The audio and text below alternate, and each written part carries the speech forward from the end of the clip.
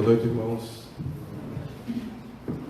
É sempre um privilégio pregar esse Cristo que o pastor acabou de falar, mas no meio de uma congregação como essa, é um privilégio ainda maior, porque o povo que canta a palavra de Deus, como vocês cantaram agora, que alegria ver a igreja cantando dessa forma, com vigor, cantando como quem sabe o que está falando.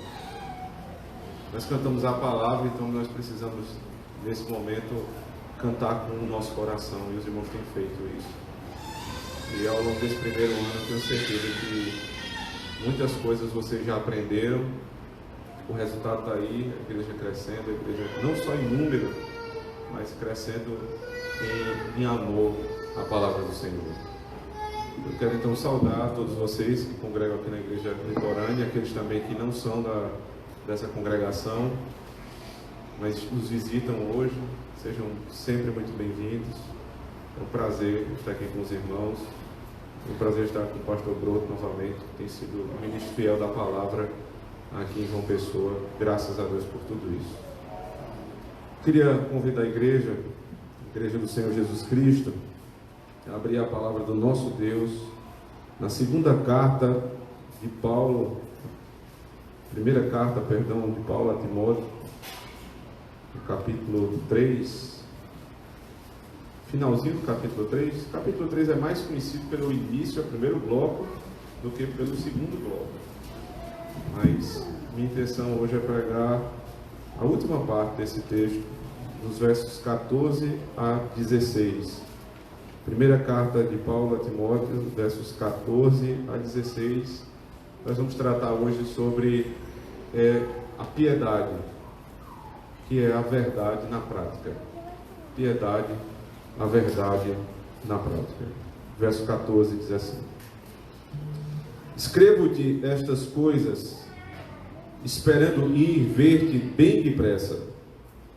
Mas se tardar, para que saibas como convém andar na casa de Deus, que é a igreja do Deus vivo, a coluna e firmeza, o baluarte da verdade. E sem dúvida alguma, grande é o mistério da piedade. Deus se manifestou em carne, foi justificado no Espírito, visto dos anjos, pregado aos gentios, crido no mundo, recebido acima da glória. Amém. Amém. Vamos orar ao Senhor, irmãos. Santo Deus, tua palavra lida, Senhor, já nos traz muito conforto, renova as nossas forças, anima, Senhor Deus, a tua igreja. Mas nada é comparado, Senhor Deus, à tua palavra exposta e aplicada ao nosso coração. Com o mesmo fervor que o Senhor deu a esse povo para cantar os salmos, Senhor, dá também essa mesma alegria e reverência agora para ouvir o Evangelho do Senhor Jesus Cristo, que vai ser anunciado por meio desse texto. Quanto a mim, Senhor, só me resta pedir ao Senhor misericórdia. Ajuda-me, ó Deus, tenha misericórdia do teu povo, que precisa ouvir a tua voz, Senhor. Toma-me pelo teu Espírito, enche-me nele, Senhor, para que a voz do Senhor seja ouvida, Cristo anunciado, pecadores se convertam, e o teu povo seja reanimado na fé. É a nossa oração, no nome de Cristo, o nosso Senhor. Amém. Amém. Todas as vezes, e isso acontece a cada 2 anos, que o Brasil vai chegando às vésperas da eleição, geralmente é em outubro, mas esse ano, por conta de toda essa situação, foi adiado para novembro. Sempre que a gente começa a chegar perto da eleição, então começam também os horários eleitorais, quando existiam, ou propagandas eleitorais agora nas redes sociais. E o povo brasileiro começa a esperar também as famosas promessas políticas. E a gente já sabe mais ou menos o que vem por aí. Eu vou mudar a cidade, O que ainda não foi feito, eu vou fazer. Eu tenho planos, eu tenho uma equipe, eu tenho isso, eu tenho aquilo, eu vou construir, eu vou refazer, eu vou melhorar. São planos e mais planos da prática de um governo que se avizinha. Mas como bom brasileiro, nós sempre temos um pé atrás com esse tipo de promessa, porque nós sabemos que há uma distância muito grande entre o discurso político na eleição ou antes da eleição e o que vem a partir de 1º de janeiro. Existe uma distância tão grande, irmãos, que é difícil no nosso tempo acreditar naquilo que os nossos políticos falam, porque a tendência de que eles não cumpram é muito grande, dado o histórico político do Brasil.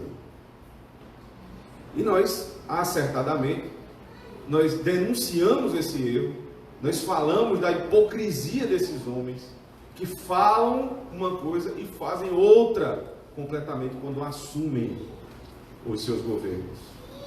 A hipocrisia de ter uma cara na hora da eleição e depois ter outra cara depois que a eleição passa.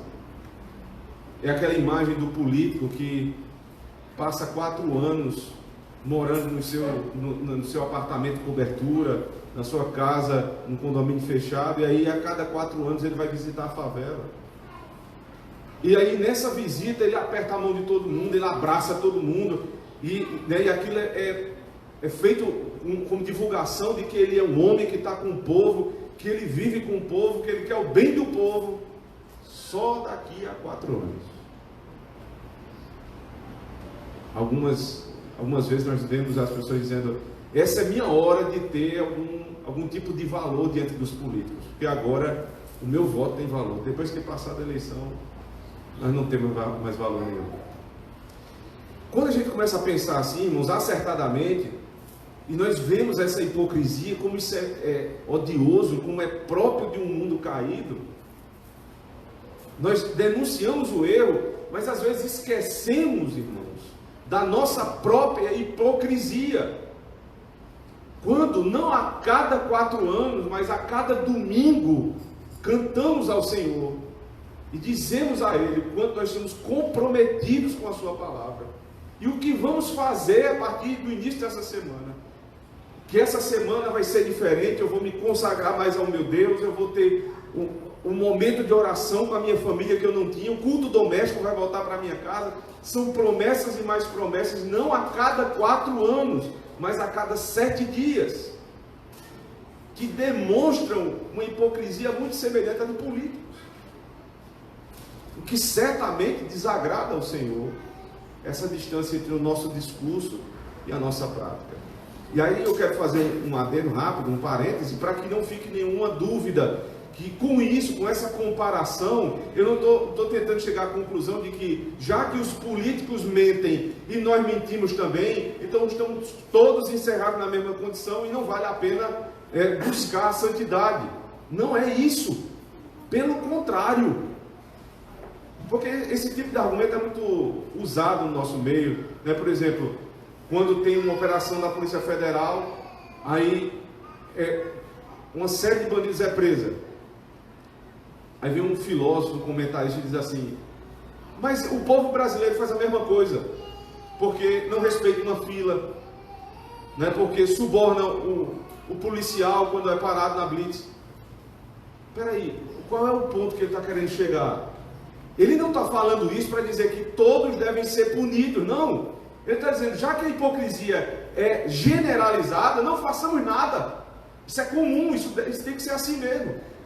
A nossa reflexão a esse respeito não é para relativizar o erro, mas para dizer que um e outro estão errados e precisam ser punidos.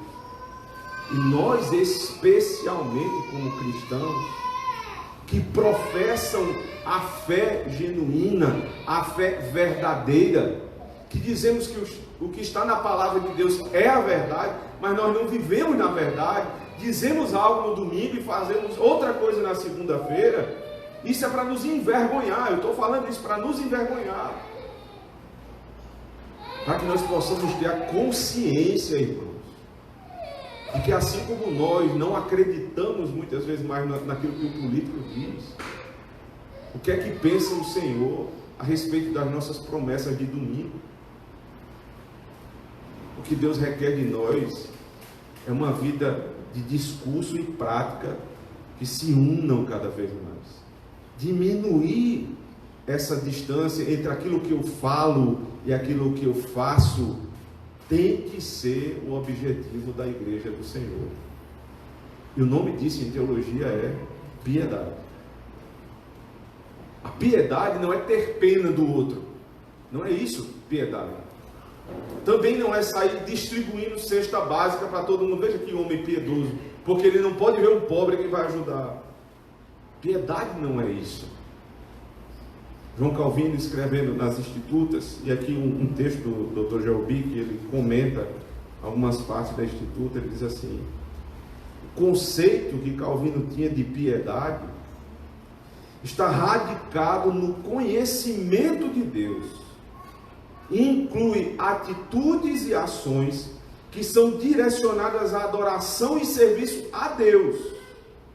Além disso, sua piedade inclui um grande volume de temas correlatos, tais como piedade filial nas relações humanas, respeito e amor para com a imagem de Deus nos seres humanos.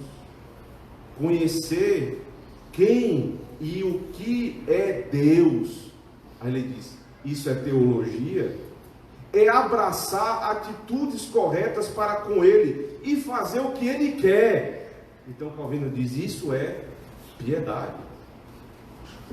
De onde procede a piedade? A piedade é a prática do conhecimento, resumindo aqui o que Calvino acabou de dizer. Daí você já pode tirar uma conclusão. Não existe ninguém piedoso sem que primeiro não conheça o Senhor. Mas não existe ninguém que conheça o Senhor que não seja piedoso. É impossível você que professa a verdadeira religião não tê-la na prática. Porque a piedade é a prática daquilo que eu conheço. Mas também não pode ser verdadeiro que alguém que não conhece a doutrina possa ter a forma exterior da doutrina. Tem um texto lá em 1 Crônicas, capítulo 29, primeiro livro das Crônicas, capítulo 28, perdão, verso 9. Esse texto eu conheci de maneira mais íntima quando eu estava pregando o primeiro mandamento lá na igreja há pouco tempo, porque o catecismo cita esse texto, porque é base para a própria estrutura, se eu não me engano, a pergunta 46 do breve catecismo, que pergunta qual é o nosso dever em relação ao primeiro mandamento, não tem outro Deus além do Senhor. Então, a ordem do catecismo é, para você não ter outro Deus e ter o verdadeiro Deus, a ordem do Senhor é, conheça Deus, reconheça-o como verdadeiro Deus, e o teu único Deus no pacto, e então o adore. Veja como é que esse texto ele tem uma relação direta com a estrutura do catecismo, verso 9. E tu, meu filho Salomão, conhece o Deus de teu pai e serve-o com um coração perfeito e com uma alma voluntária, porque esquadrinha o Senhor todos os corações e entende todas as imaginações dos pensamentos. Todas as imaginações dos pensamentos. Se o buscares, será achado de ti, porém, se o deixares, rejeitar-te-á para sempre. Veja o começo do verso. Tu, meu filho Salomão, conhece a Deus, o Deus do teu pai, e adora-o. Você não pode adorar para depois conhecer a Deus. Você primeiro conhece a Deus. Então aquele conhecimento que é teórico, que é a teologia, ele vira uma prática, que é a adoração. É a mesma estrutura lá da pergunta do catecismo, que nós podemos aqui evidenciar como sendo um texto que explica muito bem o conceito do que é piedade. Conhece a Deus, a teologia, e então serve-o com a tua vida. Serve a Ele com a tua vida. Porque se você conhece a Deus e não o serve, provavelmente você não conheça salvificamente. É muito provável que você não conheça salvificamente. Existe uma casta, um grupo dentro da igreja que vai se formando, e o tipo de evangelho que é pregado hoje, na maioria dos casos, ou em grande parte dos casos, alimenta esse grupo, que é o evangelho da falta do conhecimento. É o evangelho que só prega uma parte do conhecimento e dispensa toda a outra, ou prega o evangelho de maneira superficial. Então é muito fácil você dizer que é um crente, que você é um homem piedoso, porque basta você fazer algo que externamente é aceitável no nosso meio. Por exemplo, se você vem para a igreja todo domingo, se você traz a tua família para o culto todo domingo, isso é um bom sinal. É óbvio que é, mas não quer dizer que você seja crente. Se você canta alguns hinos, se você tem, né, um linguajar que é aquele evangeliquez, a paz do Senhor, e aí você fala bênção, então isso parece ser a forma exterior da piedade. Mas isso não vai resolver o teu problema, isso não é piedade. Porque esse tipo de evangeliquez, esse tipo de crente que está sendo formado, ele não conhece Deus. E aí quando você vai para dentro da casa daquela pessoa, você descobre, ele não sabe quem é o Senhor, mas ele tem aparência externa. E essa temática é muito forte nas cartas pastorais. Se você for comigo agora para a segunda carta de Paulo a Timóteo, segunda carta, capítulo 3, versículo 5.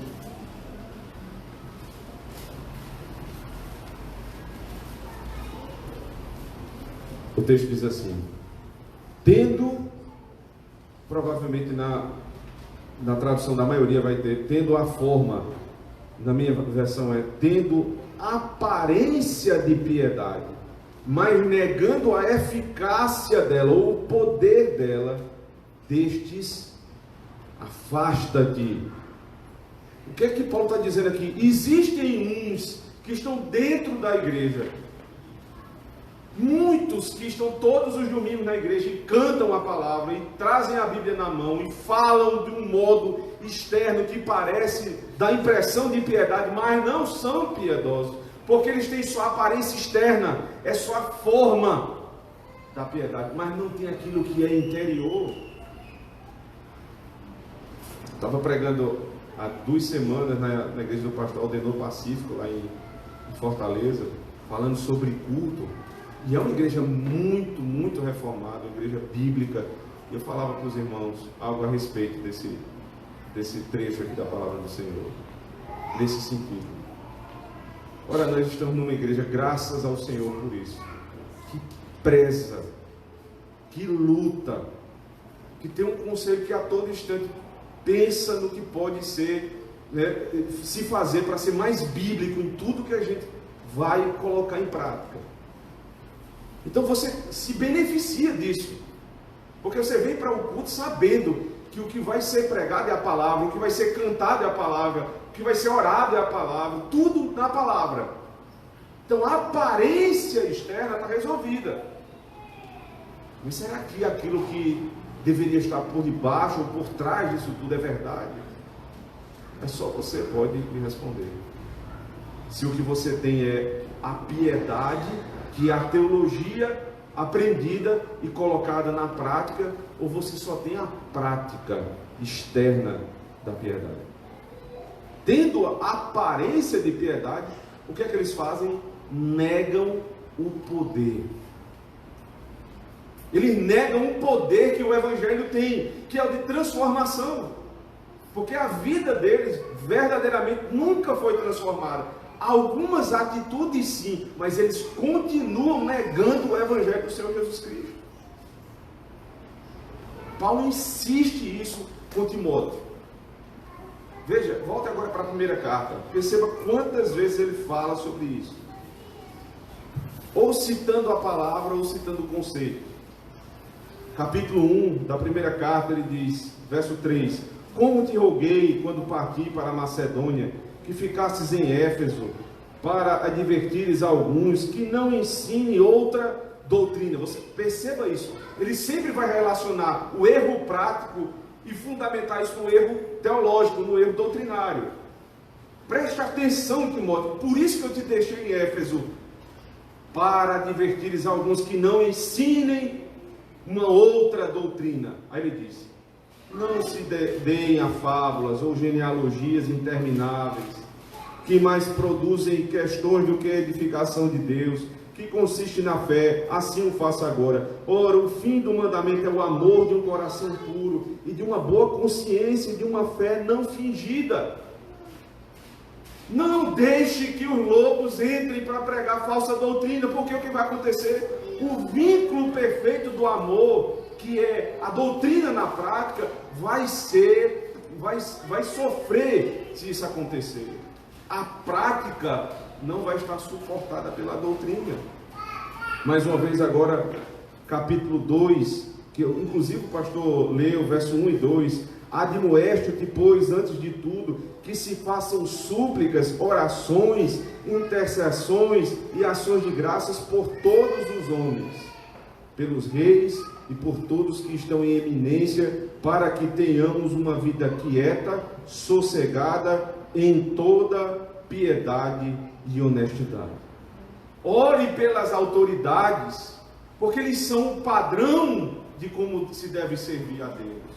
Ore pelos reis, para que nós possamos ter governantes que sejam como Cristo, e não sejam anticristos, como nós acabamos de cantar no Salmo 2. Ore para que sejam homens piedosos, porque isso vai impactar na nossa vida, para que nós também, olhando para os nossos cabeças, tenhamos vida santa, quieta, tranquila e piedosa.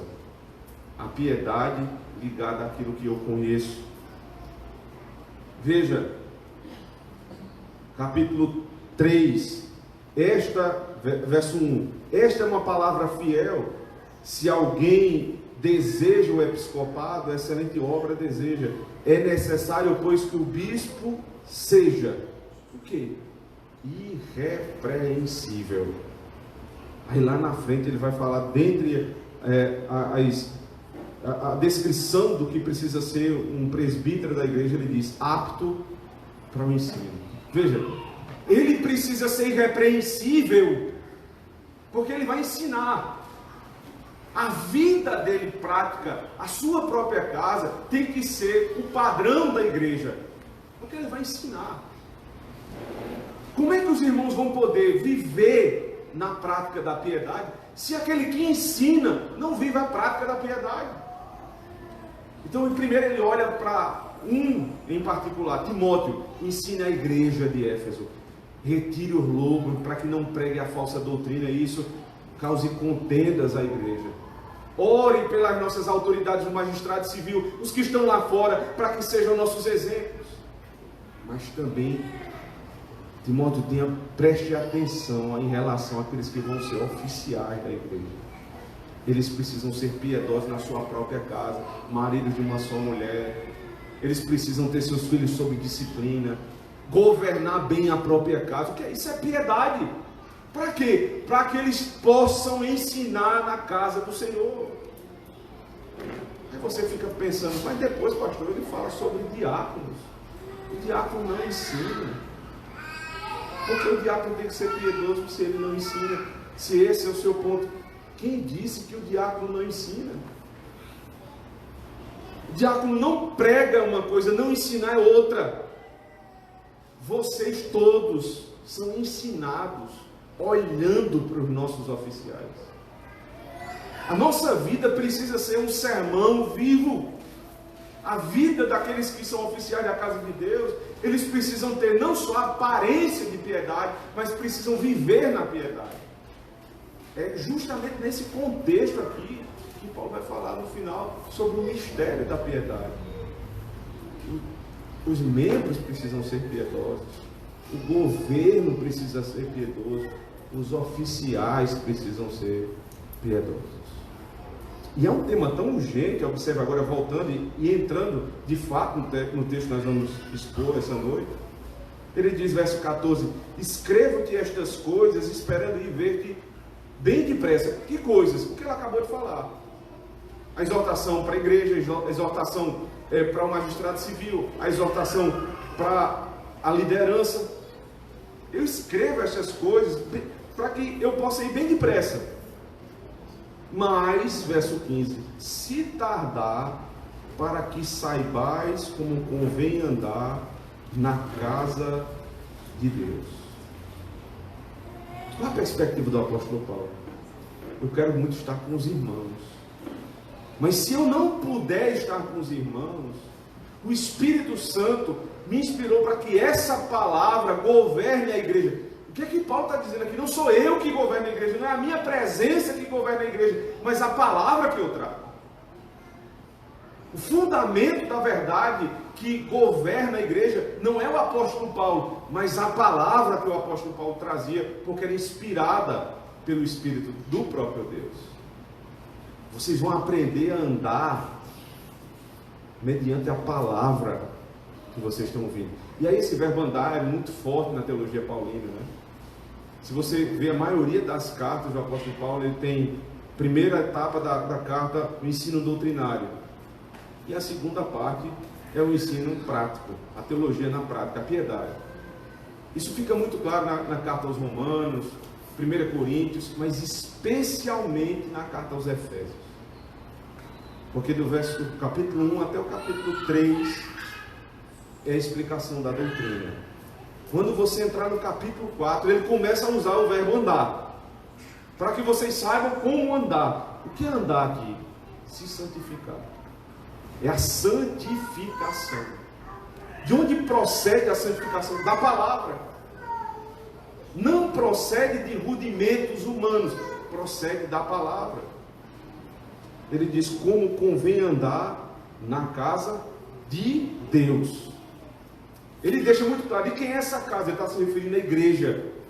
A casa não é a casa do pastor, não é a casa do presbítero, é a casa de Deus. Portanto, a palavra que eu estou trazendo não é minha palavra, é a palavra de Deus, porque Deus é Senhor dessa casa. Se a casa é de Deus, em primeiro lugar, tudo que se faz nessa casa tem que proceder da vontade de Deus.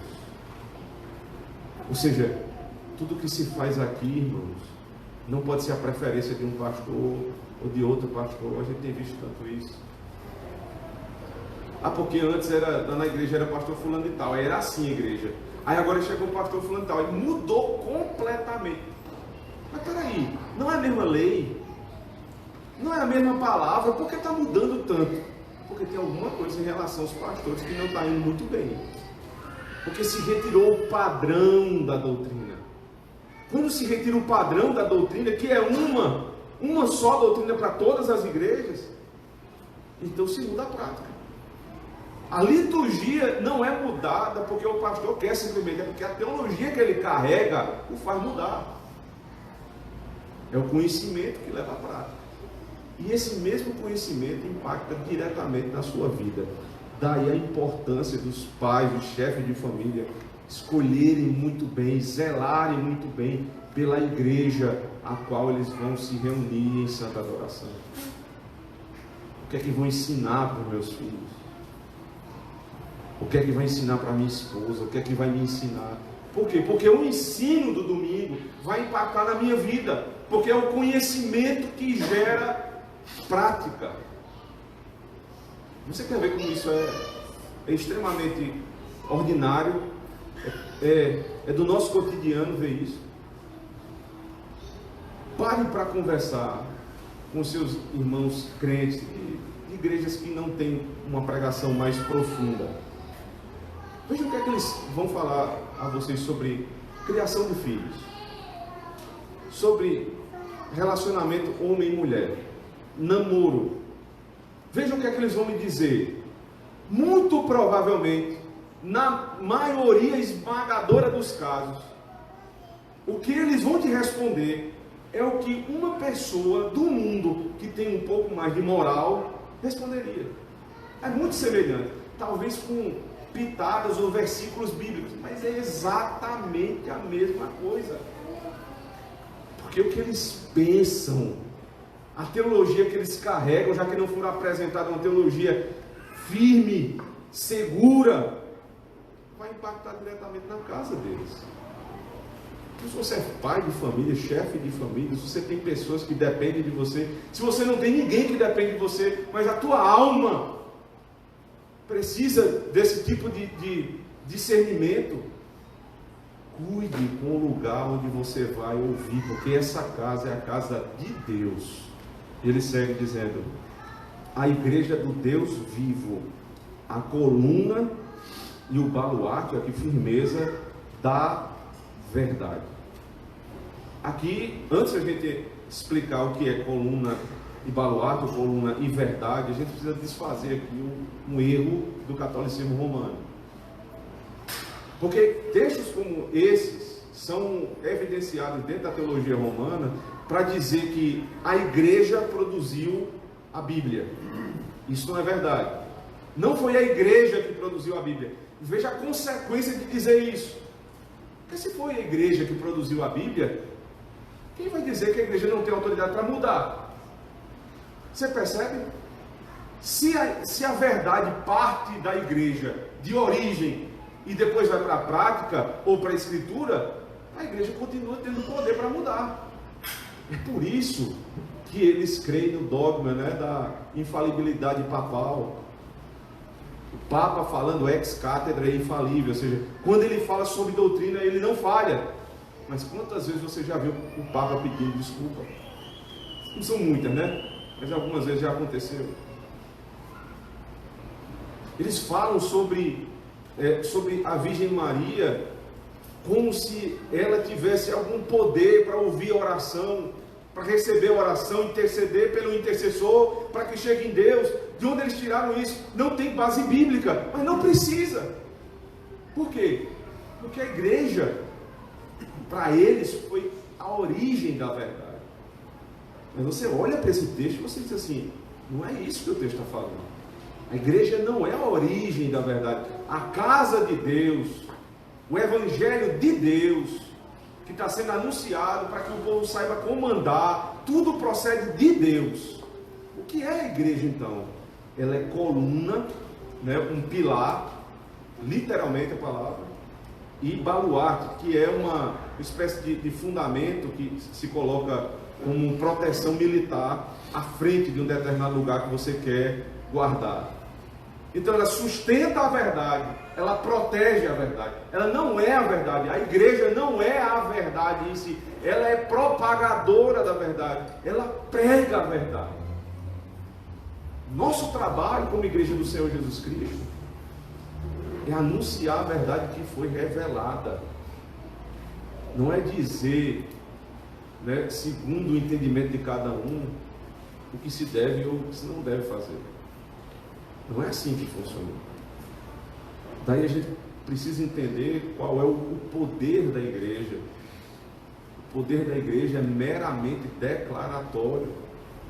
Nós não temos poder legislativo de criar leis, de criar tradições que vão de encontro com a palavra. Por quê? Porque a igreja não é a verdade. A igreja, ela é detentora, ou ela assegura que essa verdade seja propagada.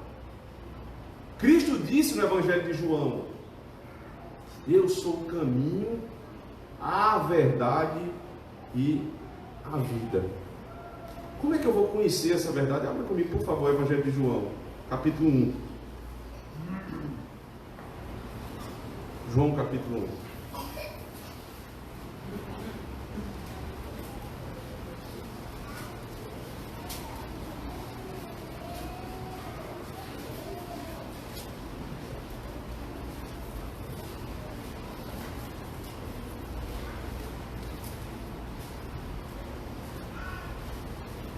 Verso 18. Deus nunca foi visto por ninguém. O Filho unigênito que está no seio do Pai, esse o revelou. Para que eu conheça Cristo, que é a verdade, ele precisa se revelar. Quem ele revela? Ele revela o Pai. Para que eu me chegue ao Pai, eu tenho que ir pelo Filho. Como é que eu chego ao Filho? Se ele se revelar.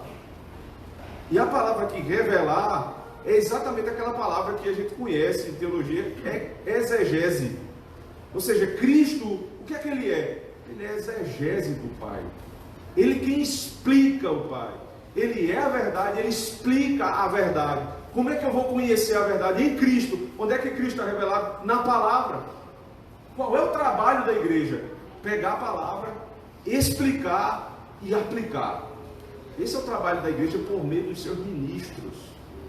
Não é criar tradições para a igreja. Não é formular uma nova aparência de piedade. E muitos já tentaram fazer isso. É a saia que tem que ir debaixo do joelho, 2 dedos, segundo determinado tecido. É o cortar ou não cortar cabelo. É o falar, se cumprimentar de uma forma ou de outra. Isso não é doutrina bíblica, isso é doutrina de homens. Você não vai encontrar base bíblica para isso. Então, de onde é que esse tipo de costume, de comportamento surgiu? Não foi da palavra. Então, quando alguém faz isso, não é piedoso. Você não pode pensar dessa maneira. Porque uma das, que foi inclusive citada aqui no começo, quando eu falei daquele texto de Joel Bick, quando ele fala sobre Calvino explicando o que é piedade, ele dizia porque a piedade tem não somente um fundamento, mas um propósito. É a glória de Deus. É por isso que quando um crente verdadeiro, ele tira parte do seu dinheiro, do seu recurso, para comprar uma cesta básica e doar para um necessitado, isso é piedade. Um espírita faz o mesmo ato, mas não tem um propósito que é agradar a Deus. Isso não é piedade. Legião da Boa Vontade já matou a fome de muita gente, mas nem que eles entregassem tudo aos pobres, eles poderiam ser considerados piedosos, porque tudo que eles fazem não é para a glória de Deus. Consequentemente, o que eles atraem de Deus é a sua própria ira. Eles podem ter a aparência externa da piedade, mas eles não são piedosos. Voltando lá para 1 Timóteo, por favor. Capítulo 3, mais uma vez. Verso 16, ele diz assim: e sem dúvida alguma, grande é o mistério da piedade. Grande é o mistério da piedade. Como assim um mistério da piedade? Essa é uma palavra que no meu pentecostal aqui as pessoas iam começar a falar em língua agora. Muito provavelmente essa era a hora daquela manifestação. Porque o mistério da piedade. Que mistério é esse? A religião cristã não é uma religião esotérica. Não são doutrinas filosóficas para a gente estar falando aqui sobre mistérios que precisam ser revelados. Seja por um determinado espírito que não é o santo, ou seja, pelo esforço humano. No meio pentecostal, e aqui todo o meu respeito com nossos irmãos pentecostais, mas no meio pentecostal, quando você fala de mistério, é porque alguém tem uma coisa para lhe dizer. Meu irmão, eu tenho um mistério para te contar. Aí você diz: o que é isso, meu irmão? É um mistério, Deus tem um mistério para te dizer. E eles começam a fazer aquele tipo de rebuliço ali na igreja, porque é um mistério. E às vezes é um mistério que não é revelado. Nas religiões esotéricas, religiões filosóficas, o mistério ele é desvelado por meio do comprometimento e esforço humano. Mas na religião cristã, o mistério ele já foi revelado. Se você pegar e fazer uma análise aqui da palavra mistério no Novo Testamento, aparece inúmeras vezes. Mas sempre a relação desse mistério é com o Evangelho. O mistério que foi revelado. Ou seja, o mistério ele estava encoberto e agora foi revelado. Qual era o mistério do Evangelho? Você lê a Antiga Aliança, você está lendo as sombras. Você enxerga Cristo, e hoje nós enxergamos com muito mais luz, porque nós temos a nova aliança. Mas os irmãos criam em Cristo, sabiam da vida do Messias, mas era tudo ainda muito obscuro. Quando chega na nova aliança, no Novo Testamento, tudo é claro, porque o mistério foi revelado. Mas não foi revelado por um espírito qualquer que vai revelando de pouquinho em pouquinho, nem é revelado por meio do esforço humano, porque nós acabamos de ler em João capítulo 1, verso 18, que é Cristo que revela o Pai. Esse mistério foi revelado nele. Portanto, não há mais nada a ser revelado. Tudo que nós precisávamos para alcançar a salvação foi revelado no Evangelho. Agora, a gente pode pensar de outra forma. Essa igreja é a igreja de mistérios. Nesse sentido, nós temos mistérios toda semana. Porque todas as vezes que o pastor Rodrigo Broto se levantar, abrir a Escritura, começar a explicar a pregação, o Evangelho de Cristo, o que é que ele está fazendo? Ele está desvelando um mistério. Para aqueles que não conheciam, aquilo era mistério, agora não é mais. O que eu não posso é pensar que existe um mistério ainda encoberto. Tudo foi revelado, tudo aquilo que eu precisava saber foi revelado na palavra. O que precisa agora é a palavra ser exposta à minha vida, e então eu vou conhecer o mistério da piedade. Piedade, inclusive, que é uma palavra grega conhecida, porque ela gera um nome próprio, Eusébio, Eusebeia, verdade. Mas que tem como fundamento não a nova aliança, mas a antiga aliança, porque lá na antiga aliança, especialmente quando você lê os textos que são de sabedoria, a palavra mistério, que a Septuaginta traduziu para o grego, é a palavra que ela é traduzida por temor. Aqui é mistério, lá é temor. O temor do Senhor é o princípio da sabedoria. Aí Salomão começa a falar de questões práticas no livro de Provérbios. O que é isso? Se você não tem temor, você não vai poder praticar o que eu vou falar. Então o princípio da sabedoria prática é a sabedoria revelada no Evangelho. Se você não tem temor, se você não conhece a Eusebeia, o mistério do Senhor, a verdade revelada, você não pode ter a prática que Salomão fala no texto de Provérbios. É o temor do Senhor revelado, é a verdade do Senhor que vai me ensinar o caminho que eu devo andar. Voltando lá para o verso 16, ele diz: e sem dúvida alguma, grande é o mistério da piedade. Ele começa a explicar o que é esse mistério. Deus se manifestou em carne, foi justificado no Espírito, visto dos anjos, pregado aos gentios, crido no mundo, recebido acima na glória. São 6 pontos a respeito do que é o mistério da piedade. Veja que está revelado. Primeiro ponto: Deus se manifestou em carne. Na minha versão tem a palavra Deus, mas provavelmente na área você tem aquele, aquele que se revelou em carne. Por quê? Porque nesse texto, um texto chamado texto majoritário, que era inclusive o texto que João Calvino usava, e é por isso que ele fala lá nas Institutas a respeito de Deus revelado em carne, quando ele cita esse versículo, é a palavra Deus, não é a palavra aquele. Isso facilita muito a nossa compreensão. Por quê?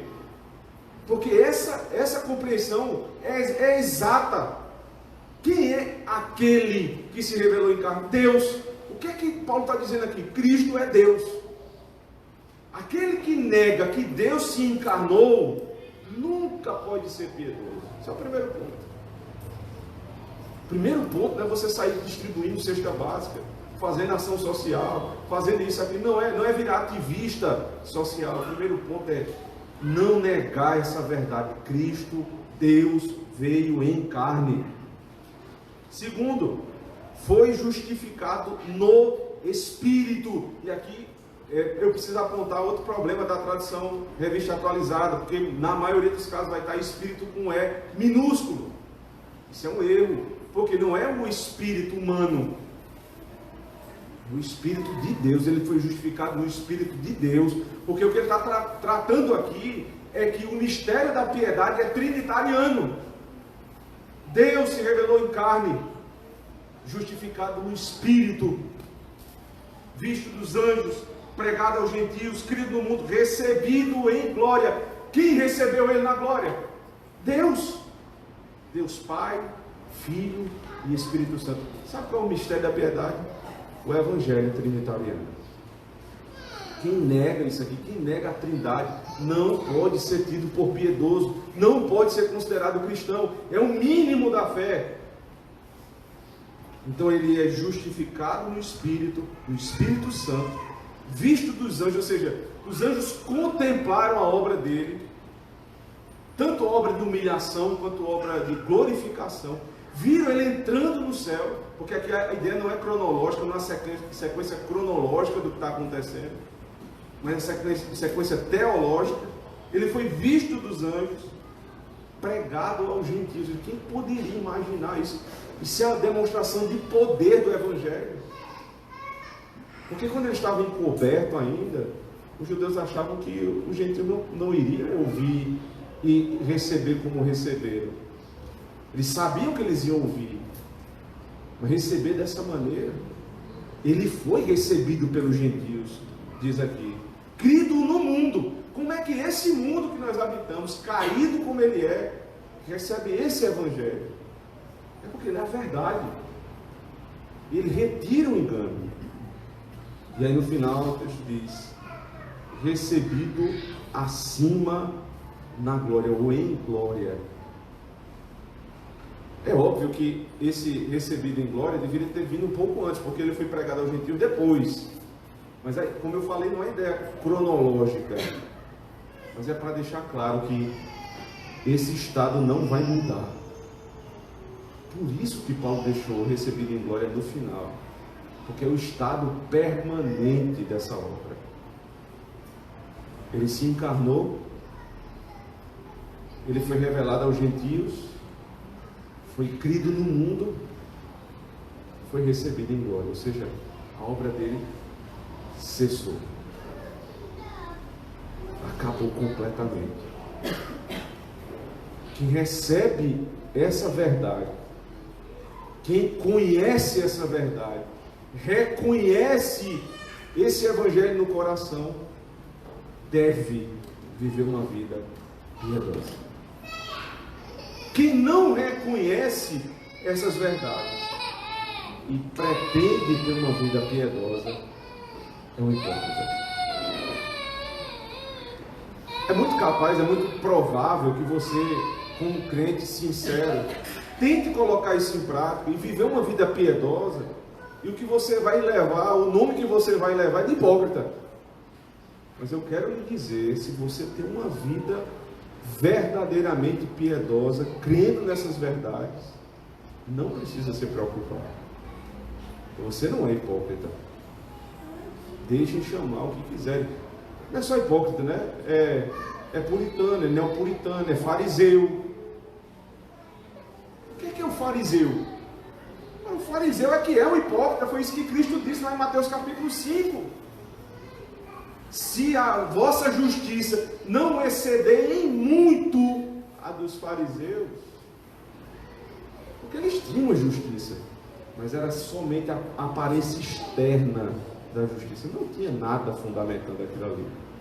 Então, se você tem a fundamentação bíblica e vive dessa forma, você não é hipócrita.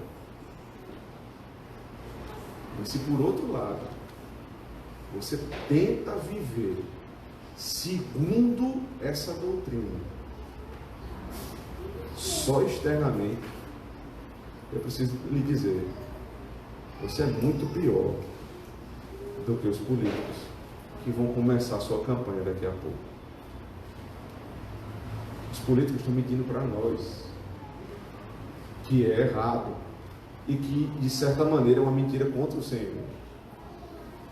Mas você vem para a casa do Senhor todo domingo para se comprometer com essa obra e amanhã negar com a tua prática.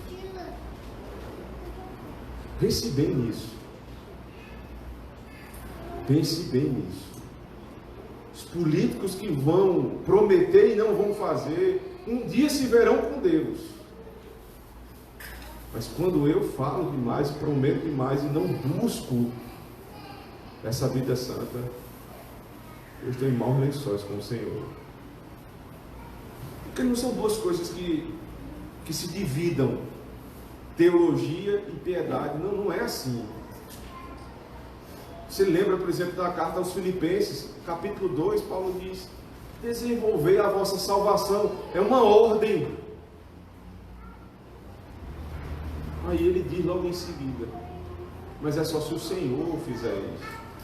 Mas peraí, tudo depende dele, mas eu tenho que desenvolver. É exatamente isso, porque você tem que desenvolver sua salvação em dependência a ele, não com o teu próprio esforço.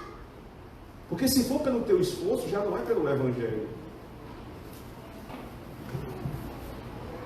Existe um salmo, nós cantamos, Salmo 85, que no final fala sobre verdade e justiça se beijando, juízo e graça se abraçando. O que é isso? Porque esses conceitos que aparentemente são antagônicos, na verdade não são. A verdade e a justiça precisam andar juntas. A verdade é aquilo que eu creio, a justiça é aquilo que eu pratico. Por fim, você não pode confundir a causa com a consequência. A piedade não é a causa de você ser salvo, mas é a consequência da tua salvação. Se você pensar, eu vou ser piedoso a partir de agora, porque eu vi que eu vou ter que me prestar contas ao Senhor. Se a partir de amanhã eu vou fazer isso, eu preciso me lembrar do texto lá de Colossenses capítulo 2. Se você puder abrir comigo. Texto tão conhecido. Colossenses 2, a partir do verso 20. Se, pois, estáis mortos com Cristo, quanto aos rudimentos do mundo, por que vos carregam ainda de ordenanças, como se vivesseis no mundo, tais como: não toques, não proves, não manuseis, as quais coisas todas perecem pelo uso, segundo os preceitos e doutrinas dos homens, as quais têm, na verdade, alguma aparência, veja, tudo é externo, de sabedoria, em devoção voluntária, humildade e em disciplina do corpo, mas não são de valor algum, senão para a satisfação da carne. Em outra versão, não tem poder nenhum contra a sensualidade. A saia em tal lugar, o cabelo desse jeito, não pode usar maquiagem, pode usar maquiagem, o homem fala assim, cumprimenta assado. Tudo isso é rudimento de homem. Se nós formos pensar naquilo que é externo, a parte da palavra, estamos perdidos, irmão. Não é a causa, é a consequência.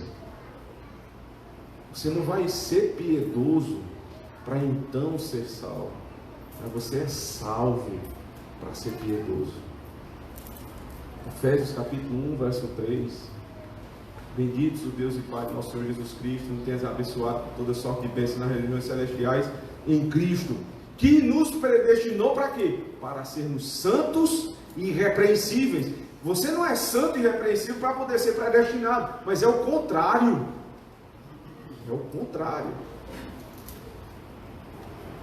A própria lei. Você lê os 10 mandamentos, mas antes dos 10 mandamentos tem um prólogo. Eu sou o Senhor teu Deus, que te tirei da terra do Egito, da casa da servidão. Então não terás outros deuses diante de mim, não farás para ti imagem de escultura, zela pelo meu nome, zela pelo meu dia. Aí você tem, honra teu pai, não matarás, não adulterarás. Todos os mandamentos dependem daquilo que aconteceu no começo. O conhecimento salvífico que me leva a uma prática de piedade. O meu desejo, irmãos, para essa igreja é que vocês continuem buscando conhecer a verdade, mas não parem no conhecimento. Que segunda-feira isso seja transformado em prática. O último texto que vou citar, quando Paulo fala lá aos Efésios, no capítulo 4, que ele começa no andai, andai, andai. Ele diz, para que vocês sejam cheios do Espírito e não cheios com vinho onde há dissolução. O que é que vocês devem fazer? Sujeitar-vos uns aos outros no Senhor. Aí ele diz, esposas, se submetam aos seus maridos. Maridos, amem suas esposas. Filhos, obedeçam os vossos pais. Pai, não irriteis os vossos filhos. Servos, não façam somente quando o Senhor está vendo. Senhores, lembrem que há um Senhor acima de tudo. E tudo isso ele diz, façam no Senhor. No Senhor. O Senhor é a referência. O comportamento da minha vida é regido pela doutrina do Senhor. Ele é a referência. O que é que a doutrina me ensina, então? Quem é Deus? Como é que eu vou ser esposo como Deus é? Como é que eu vou ser esposa como a igreja é? Como é que eu vou ser pai como Deus é? Como é que eu vou ser filho como Cristo é? Eu vou aprendendo tudo em relação a Ele. Porque primeiro eu conheci o próprio Senhor. Então eu vou viver como Ele. Porque essa casa é a casa de Deus, que é nosso Pai. E por ser nosso Pai, essa casa tem leis. Não é minha lei, não é a lei do pastor Broto, não é a lei dos presbíteros, nem a lei dos irmãos, é a lei do Senhor. Se nós aprendermos a doutrina, praticarmos essa doutrina, então certamente a piedade, o mistério da piedade será revelado no nosso meio. E essa igreja vai estar longe daquele tipo de acusação que se faz aos políticos. Porque o nosso discurso vai estar cada vez mais próximo da nossa prática. Que assim seja na Igreja Litorânea por muitos anos. Amém. Vamos ficar de pé, irmãos. Vamos orar ao Senhor.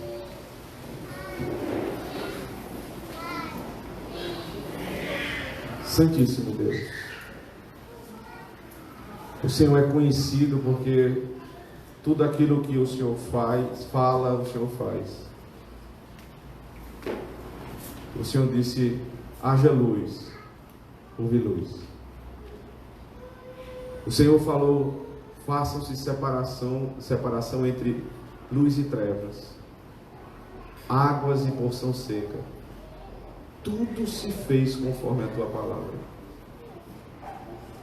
Nos ensina em Cristo, Senhor, a sermos como o Senhor é, para que possamos falar e fazer.